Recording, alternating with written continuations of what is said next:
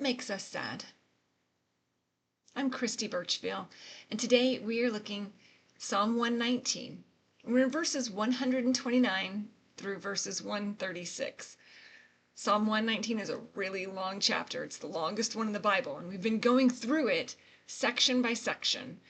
And if you've missed any of those previous sessions, there's a link in the description below. You can go back and look through it. But the entire chapter is about praising the Word of God. Now, the verse that really stood out to me today is Psalm 119, verse 136. And it says, "Streams of tears flow from my eyes, for your law is not obeyed."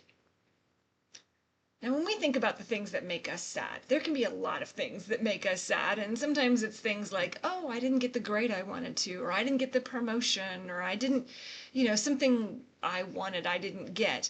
Sometimes it's things like, my loved one is sick or has died, or I'm having challenges like that. And these are all truly, truly sad things. But what breaks the psalmist's heart? Here, it's when people don't follow God's law. When we see people sinning, when we see people who are fallen into doing the wrong things and not following what God has said, does that break our heart? Do we feel that sadness that God feels that they're not following Him?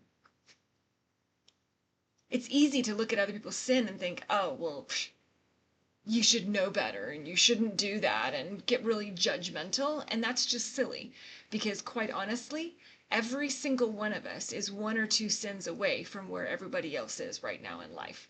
And so it's all about how God has allowed us to move and the choices then that we have made.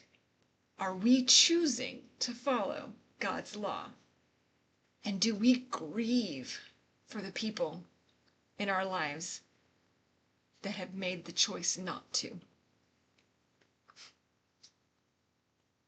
We should look at other people's sin and realize how sad it is that they don't follow God. How sad it is that they're not receiving the benefits of a life of following Christ. It should break our hearts so much that we desperately want to see them brought to Christ, and that we're willing to do anything that it would take to have that happen. What are we focusing on? And are we seeing what God's doing in our life so that we can empathize and feel the sadness that God feels when others aren't following Him? And does our own sin break our heart and draw us back to Christ?